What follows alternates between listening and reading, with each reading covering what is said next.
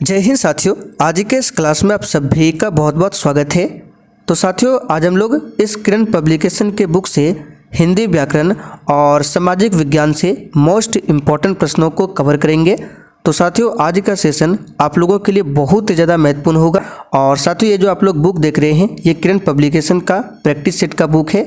इसमें जो भी प्रैक्टिस सेट दिया हुआ है वो बिल्कुल 2024 के एग्जाम पैटर्न पर आधारित है। बहुत ही शानदार बुक है। इस बुक से आप लोग प्रैक्टिस कीजिए।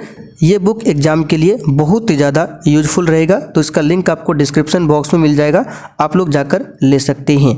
और साथियों, जिनको भी बिहार पुलिस का बैच ज्वाइन करना है, डिस्क्रिप्शन बॉक्स में एप्लीकेशन का लिंक है, उसको इंस्टॉल कीजिए। या फिर आपको बता देते हैं, सक्सेस वर्ल्ड MCQ, ये आपको प्ले स्टोर पर टाइप करना है, success world WORLD world MCQ। Black colour का आपको लोगो मिलेगा एप्लीकेशन का, उसको आपको इंस्टॉल कर लेना है। और उसके अंदर आपको हमारा व्हाट्सअप नंबर मिल जाएगा, उस पर मैसेज कीजिए, आपको बैच के बारे में जानकारी मिल जाएगा।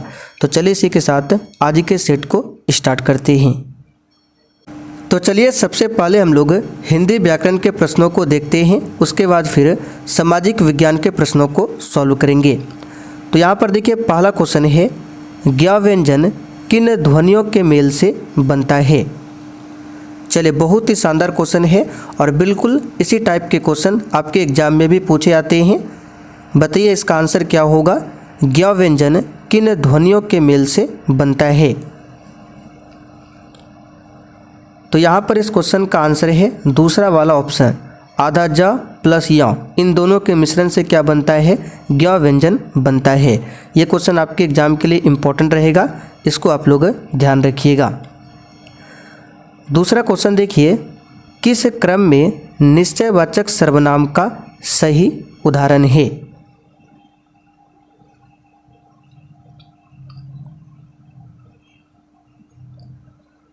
तो यहाँ पर देखिए, निश्चयवाचक सर्वनाम को हम लोग पहचानेंगे कैसे।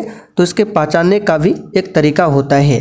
तो देखिए, जो सर्वनाम पास या दूर की किसी निश्चित वस्तु या व्यक्ति के लिए संकेत करता है, उसे क्या कहते हैं, निश्चयवाचक सर्वनाम कहते हैं। इसको पहचानने का सबसे सिंपल जो तरीका है, आपको किसी भी वाक्य में यह, ठीक है, वह या फिर ये या वे, अगर इन चारों में से कोई मिल जाए, यह, वह, ये या फिर वे, तो वहाँ पर होता है निश्चयवाचक सर्वनाम। अब देखिए किस ऑप्शन में है। तो यहाँ पर देख सकते हैं, इस पुस्तक को देखो, यह कितनी उपयोगी है। तो यहाँ पर देखिए यह का प्रयोग हुआ है, इसका मतलब ये निश्चयवाचक सर्वनाम है। तो आपको ध्यान रखना है, जिस वाक्य में यह, वह, ये, वे, ये मिल जाए तो वहाँ पर होता है निश्चयवाचक सर्वनाम। तीसरा क्वेश्चन देखिए, कौन सा क्रम सही नहीं है। एक भी क्वेश्चन को छोड़ना नहीं है और सेशन के लास्ट में आपको कमेंट करके अपना अपना स्कोर बताना है। तो यहाँ पर देखिए, कर्मनिष्ठ अधिकरण तत्पुरुष बिल्कुल सही है। कर्मनिष्ठ का अगर समास विग्रह करेंगे तो क्या होगा, कर्म में निष्ठ। तो यहाँ पर में आ रहा है, इसलिए अधिकरण है।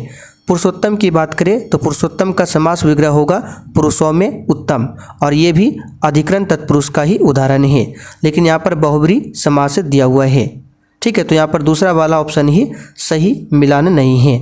बाकी अपाद मस्तक, अव्ययी भाव समास, मंद बुद्धि, कर्मधारय, तत्पुरुष समास, ये सभी आपका सही है। आगे देखिए, किस क्रम में अयादि संधि नहीं है। तो अयादि संधि को हम लोग कैसे पहचानेंगे, इससे पहले हमने आपको बताया था दीर्घ संधि, गुण संधि और वृद्धि संधि को पहचानने के लिए। तो देखिए, दीर्घ संधि को कैसे पहचानेंगे। तो सबसे पहले हम लोग गुण संधि की बात करते हैं। तो जिस भी शब्द के बीच में आपको ए का मिल जाए या फिर ओ का मिल जाए, वो होता है गुण संधि। जैसे कि यहाँ पर लिखते हैं महेश, तो महेश में देखिए बीच में एका है, तो ये गुण संधि है।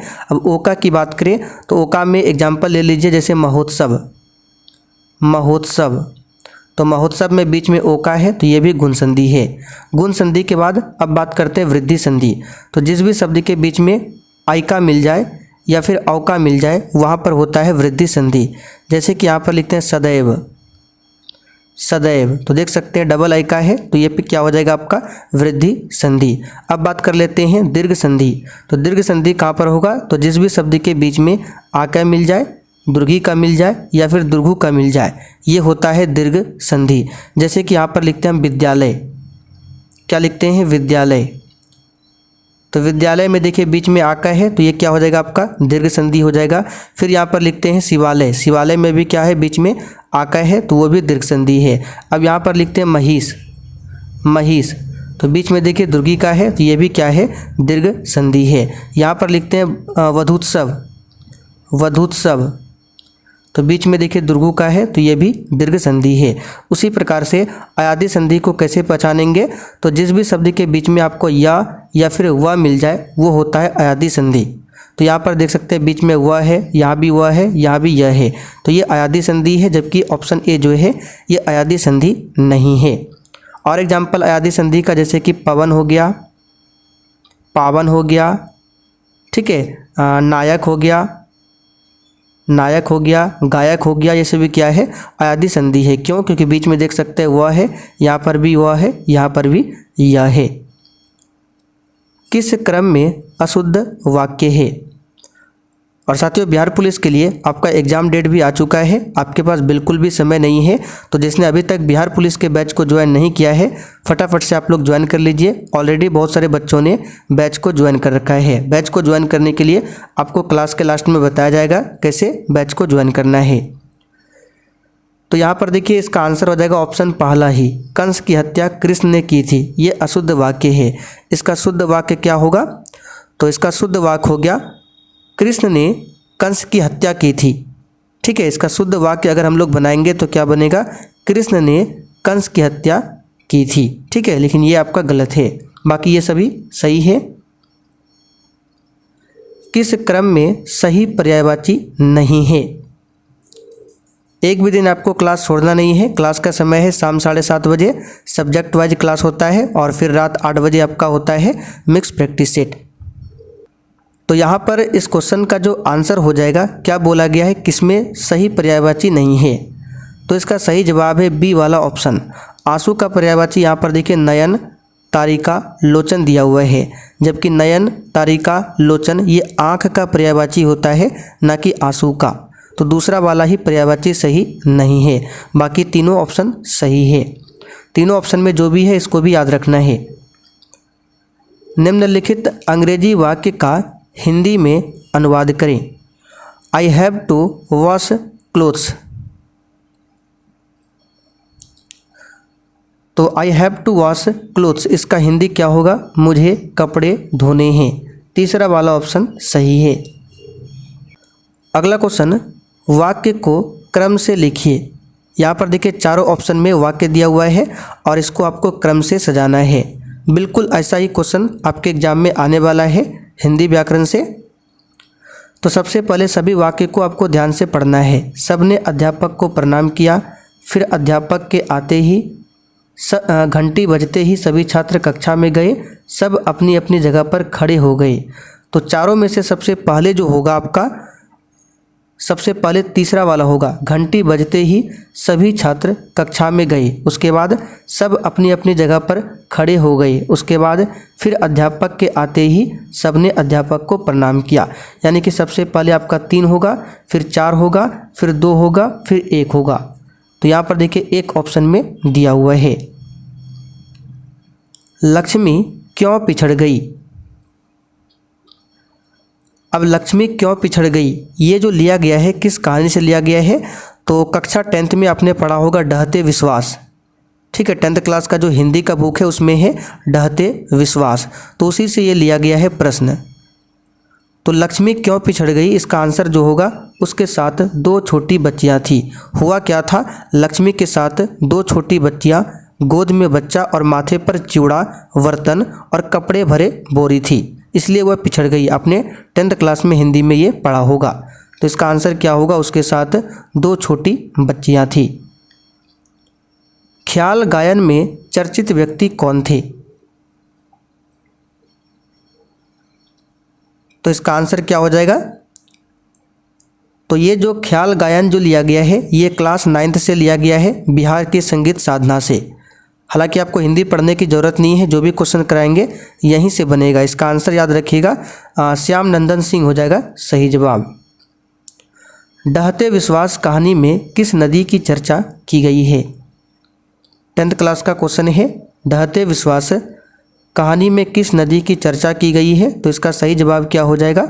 महानदी की इसमें चर्चा की गई है। ठीक है, कहानी जो डहते विश्वास है इसमें उड़ीसा के जनजीवन का चित्रण किया गया है। अब यहाँ से आपका सामाजिक विज्ञान का प्रश्न स्टार्ट होता है क्वेश्चन नंबर 21 से। बिरजू महाराज प्रख्यात है। साथियों, क्लास में हम आपको जो भी एक्स्ट्रा क्वेश्चन बताएंगे ये सब कुछ आपको लिखा हुआ मिलेगा प्रॉपर तरीका से, वन लाइनर फॉर्म में। ये सब कहाँ पर मिलेगा? तो एप्लीकेशन पर। एप्लीकेशन का लिंक डिस्क्रिप्शन बॉक्स में है, उसको डाउनलोड कीजिए। वहाँ पर हमारा व्हाट्सएप नंबर भी आपको मिल जाएगा, उस पर भी मैसेज करके नोट्स ले सकते हैं। ठीक है, तो बिरजू महाराज प्रख्यात है किसके लिए? तो सही जवाब है कथक के लिए। किसके लिए? कथक के लिए प्रसिद्ध है बिरजू महाराज। और अगर आपसे पूछे बिरजू महाराज को पद्म विभूषण कब मिला था? तो 1986 में। कब मिला था? 1986 में मिला था।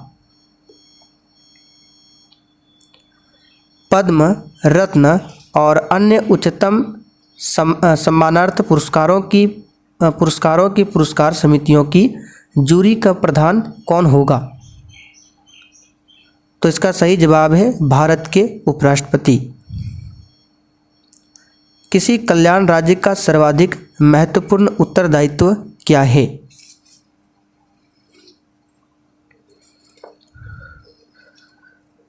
तो किसी कल्याण राज्य का सर्वाधिक महत्वपूर्ण जो उत्तरदायित्व होता है शोषण पर नियंत्रण करना होता है।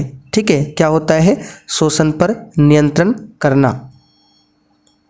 निम्नलिखित में से कौन सा स्थान भारतीय फुटबॉल का मक्का माना जाता है? चलिए, बहुत ही शानदार क्वेश्चन है, बताइए इसका आंसर। और जैसे क्लास खत्म होगा इसका पूरा PDF आपको आंसर के साथ मिल जाएगा बिहार पुलिस के बैच में एप्लीकेशन पर। तो कलकत्ता को भारतीय फुटबॉल का मक्का माना जाता है। कलकत्ता जो है ये हुगली नदी के किनारे बसा हुआ है। चलिए आगे देखिए। और साथियों, एप्लीकेशन में बूस्टर जीके का सेट नंबर 39 अपलोड हो गया है। जिन्होंने नहीं देखा है आप लोग जाकर देख सकते हैं। और जिनको नहीं पता है बूस्टर जीके में कौन सा क्वेश्चन होता है, तो देखिए क्लास में हम आपको जो भी एक्स्ट्रा क्वेश्चन बताते हैं वो पूरा आपको इसी प्रकार से वन लाइनर फॉर्म में लिखा हुआ मिलता है। ये बूस्टर नोट्स जो है आपके एग्जाम के लिए बहुत ही ज़्यादा महत्वपूर्ण रहेगा। और बिल्कुल इसी प्रकार से स्पेशल बिहार जीके का भी नोट्स आपको दिया जा रहा है। तो आपको ये सब कहाँ पर मिलेगा? एप्लीकेशन पर। एप्लीकेशन का लिंक डिस्क्रिप्शन बॉक्स में है, उसको डाउनलोड कीजिए। वहाँ पर हमारा व्हाट्सएप नंबर मिल जाएगा, उस पर मैसेज कीजिए, आपको सब जानकारी मिल जाएगा। किंग जॉर्ज पंचम ने किस वर्ष में भारत का ताज ग्रहण किया था? तो ब्रिटिश सम्राट थे किंग जॉर्ज पंचम। ठीक है, तो ब्रिटिश सम्राट किंग जॉर्ज पंचम और उनकी धर्मपत्नी क्वीन मैरी ने 12 दिसंबर 1911, डेट याद रखिएगा, 12 दिसंबर 1911 को दिल्ली दरबार में भारत का ताज ग्रहण किया था। तो यहाँ पर देखिए चौथा ऑप्शन में दिया हुआ है 1911 में। और आपको याद होगा 1911 में ही भारत की जो राजधानी है वो कलकत्ता से दिल्ली लाने की घोषणा किया गया था। और भारत की राजधानी दिल्ली कब बना था? तो 1912 में। घोषणा हुआ था 1911 में, लाया गया था 12 में। निम्नलिखित में से कौन सी घटनाएं कालानुक्रम में सही है?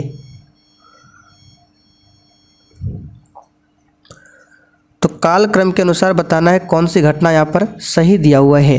तो सबसे पहले ऑप्शन 1 को चेक करते हैं। सविनय अवज्ञा आंदोलन है, ये हुआ था कब? 1930 में।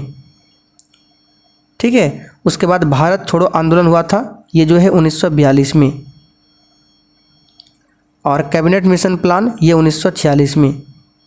तो यहाँ पर तो सही लग रहा है 1930, 1942, 1946, ये बिल्कुल सही है। तो ऑप्शन 1 ही आपका सही आंसर होगा। 2 को चेक कर लेते हैं। कैबिनेट मिशन प्लान है, ये तो 1946 हो जाएगा। उसके बाद सविनय अवज्ञा 1930, ये गलत है। ये सब गलत दिया हुआ है, केवल ऑप्शन 1 ही यहाँ पर सही है। चलिए आगे देखिए। विक्रमशिला विश्वविद्यालय की स्थापना किसने किया था? तो पाल वंश के राजा थे धर्मपाल। ठीक है, धर्मपाल ने ही विक्रमशिला विश्वविद्यालय की स्थापना किया था। और नालंदा विश्वविद्यालय की स्थापना पूछे तो कुमारगुप्त प्रथम ने। निम्नलिखित में से ऋग्वेद काल के दौरान किसकी जानकारी नहीं थी? चलिए बताइए इसका आंसर। क्लास खत्म होने के बाद आपको जो पीडीएफ मिलेगा, फिर से पीडीएफ से आपको प्रैक्टिस करना है। इसका आंसर भी आपको मिल जाएगा पीडीएफ के साथ में। तो इसका आंसर हो जाएगा कृषि। ठीक है, ऋग्वैदिक आर्य जो है ये खानाबदोश थे और इनके आर्थिक जीवन का मुख्य आधार पशुपालन था। क्या था? पशुपालन था। और पशुओं में सर्वप्रमुख स्थान जो था वो गाय का था। तो यहाँ पर आंसर लगा सकते हैं कृषि। अबुल फजल ने लिखा, ये जो भी हम आपको प्रैक्टिस सेट करा रहे हैं ये बिल्कुल आपके जो प्रीवियस ईयर का एग्जाम हुआ है 2024 में जो एग्जाम हुआ है बिहार पुलिस का, उसी पैटर्न पर आधारित क्वेश्चन है। तो अबुल फजल ने लिखा है अकबरनामा। तीसरा वाला ऑप्शन आपका सही जवाब है। और क्या लिखा है? आईने अकबरी। आईने अकबरी यहाँ पर लिख देते हैं आइन ए अकबरी। इसके भी लेखक कौन है? अबुल फजल। अबुल फजल जो है अकबर के 9 रत्नों में से एक थे। पद्म रत्न, चलिए यहाँ पर फिर से 22 से स्टार्ट हो गया है। चलिए 29 हो गया आपका 30। भक्ति संतों में निम्न में से कौन सर्वाधिक उत्कृष्ट थे?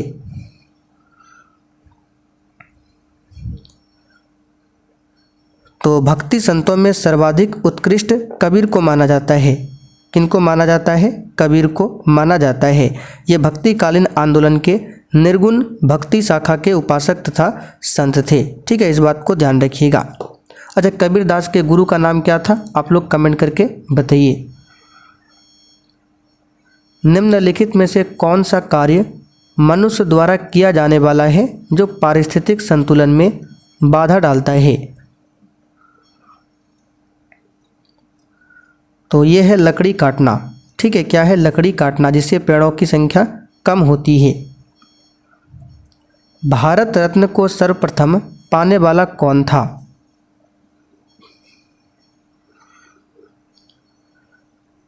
तो भारत रत्न की शुरुआत जो है 1954 में किया गया था और सर्वप्रथम भारत रत्न पाने वाले व्यक्ति थे सी राजगोपालाचारी। ठीक है, चक्रवर्ती राजगोपालाचारी। और इनके बाद किसे मिला था?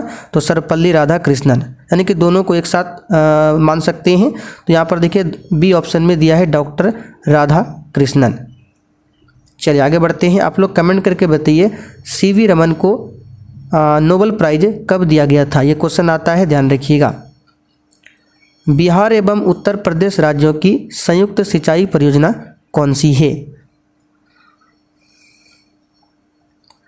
तो ये है गंडक परियोजना, जो कि गंडक नदी पर है। गंडक परियोजना, यहाँ पर चौथा ऑप्शन आपका सही जवाब है। भारत और पाकिस्तान के बीच अंतर्राष्ट्रीय सीमा किसके द्वारा सीमांकित की गई है? अच्छा, यहाँ पे देखिए क्वेश्चन और बनता है। गंडक नदी की बात करें तो क्वेश्चन बनता है कि गंगा में गंडक नदी मिल जाती है किस स्थान पर? तो सोनपुर के समीप गंगा में मिलती है गंडक नदी। बाकी कोसी नदी को बिहार का शोक कहा जाता है। राष्ट्रीय पोषण संस्थान एक अनुसंधान संस्थान है जो किस राज्य में स्थित है?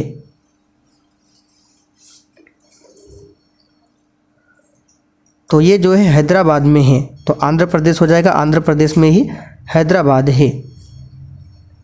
भारत में पनडुब्बी में जल यात्रा करने वाले पहले राष्ट्रपति कौन थे? स्टैटिक जीके का क्वेश्चन है, बताइए इसका आंसर। आंसर है डॉक्टर एपीजे अब्दुल कलाम। ठीक है, डॉक्टर एपीजे अब्दुल कलाम। तो यहाँ पर दूसरा वाला ऑप्शन आपका राइट आंसर है, doctor APJ Abdul Kalam. Mica Khan पाया जाता है। एपीजे अब्दुल कलाम को मिसाइल मैन भी बोला जाता है, मिसाइल मैन ऑफ इंडिया। तो माइका बोले तो अभ्रक, अभ्रक को ही माइका कहा जाता है। तो अभ्रक की खान भारत के झारखंड राज्य का जो कोडरमा जिला है, झारखंड राज्य में जो कोडरमा जिला है ये प्रसिद्ध है। तो यहाँ पर दूसरा ऑप्शन राइट है। एनी बेसेंट मूलतः नागरिक थी। तो कभी कभी इसका आंसर ब्रिटिश होता है, कभी कभी आयरिश होता है। तो CSBC जो माना है ये ब्रिटिश याद रखिएगा, ठीक है। एनी बेसेंट ब्रिटिश समाजवादी थी, तो यहाँ पर पहला ऑप्शन आपका राइट आंसर है। और एनी बेसेंट जो है भारतीय राष्ट्रीय कांग्रेस की अध्यक्षता करने वाली प्रथम महिला अध्यक्ष बनी थी।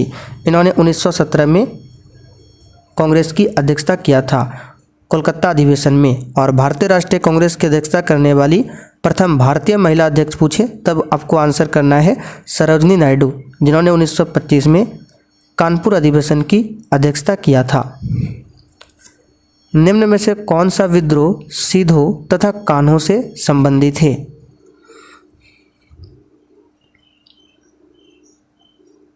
तो यह है संथाल विद्रोह, जो कि 1855-56 में हुआ था।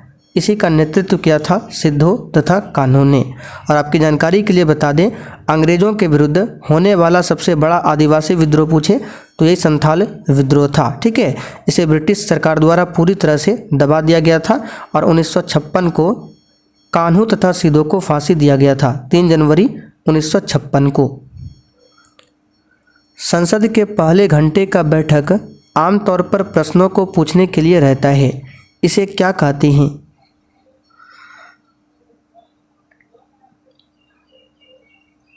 तो दोनों सदनों में प्रत्येक बैठक के प्रारंभ के 1 घंटे तक प्रश्न किए जाते हैं और उनके उत्तर दिए जाते हैं। इसे प्रश्नकाल बोला जाता है, ठीक है। प्रश्नकाल के दौरान सदस्यों को सरकार के कार्यों पर आलोचन प्रत्यालोचन का समय दिया जाता है प्रश्नकाल में। काजीरंगा नेशनल पार्क कहाँ पर स्थित है? तो कई बार बता चुके हैं ज्योग्राफी क्लास में भी, ये आपका असम में स्थित है। काजीरंगा जो है एक सींग वाले गैंडे के लिए प्रसिद्ध है। अच्छा, मानस नेशनल पार्क पूछे कहाँ पर है?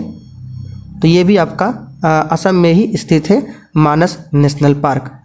मध्य प्रदेश की बात करें तो यहाँ पर कौन कौन सा है? तो पन्ना नेशनल पार्क है, सतपुड़ा है, पेंच है, बांधवगढ़ है, कान्हा राष्ट्रीय पार्क, ये सभी मध्य प्रदेश में है। मणिपुर की बात करें तो किबू लामजाओ राष्ट्रीय पार्क कहाँ पर है? तो मणिपुर में।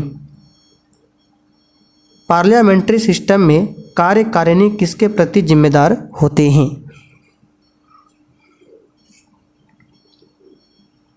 तो इसका आंसर है लोकसभा, ठीक है। संसदीय प्रणाली में जो मंत्री परिषद होता है लोकसभा के प्रति उत्तरदायी होता है, वही पूछा गया है।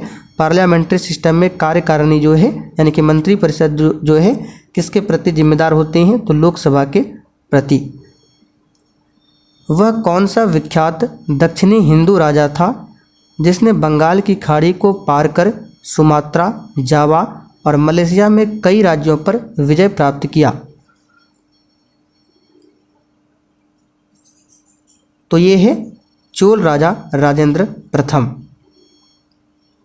एडोल्फ हिटलर की आत्मकथा मीन कैंप मूल रूप से निम्नलिखित में से किस भाषा में लिखी गई थी? तो मीन कैंप ये किसकी आत्मकथा है? Adolf Hitler. ये क्वेश्चन पिछले बार पूछा गया था, तो हो सकता है इस बार पूछ ले किस भाषा में लिखा गया है? तो जर्मन भाषा में। किस भाषा में? जर्मन भाषा में लिखा गया है। एडोल्फ हिटलर का जो आत्मकथा घोषणा पत्र है ये कब का है? तो 1925 का। भूमंडलीय पवन बताइए किस ओर बहती है?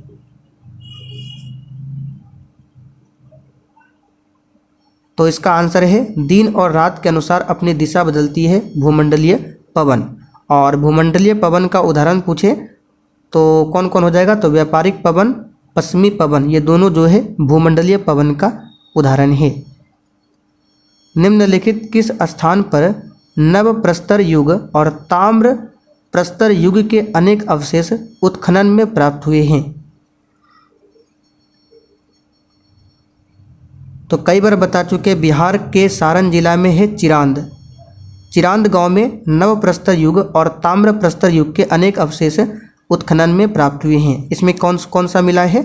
तो पत्थर का औजार और हथियार मिला है, मिट्टी और हड्डी के बने हुए सामान मिले हैं और बर्तन भी मिले हैं, और इस क्षेत्र में आदि मानव की गतिविधियों के महत्वपूर्ण साक्ष्य भी मिले हैं। अजमेर का नाम सूफी संत डैश के साथ जुड़ा है? तो राजस्थान में स्थित है अजमेर ख्वाजा मोइनुद्दीन चिश्ती का दरगाह। ठीक है, तो ये संबंधित है मोइनुद्दीन चिश्ती। निम्नलिखित में से किन्हें भारत में सफ़ेद क्रांति का जनक कहा जाता है? तो डॉक्टर वर्गीज कुरियन को सफ़ेद क्रांति का जनक बोला जाता है। सफ़ेद क्रांति दूध उत्पादन से संबंधित है। और एम.एस. स्वामीनाथन को हरित क्रांति का जनक माना जाता है। निम्नलिखित में से कौन सा सबसे चमकदार ग्रह है? तो शुक्र ग्रह सौरमंडल का सबसे गर्म और सबसे चमकीला ग्रह है। इसको सुबह का तारा, शाम का तारा भी बोला जाता है।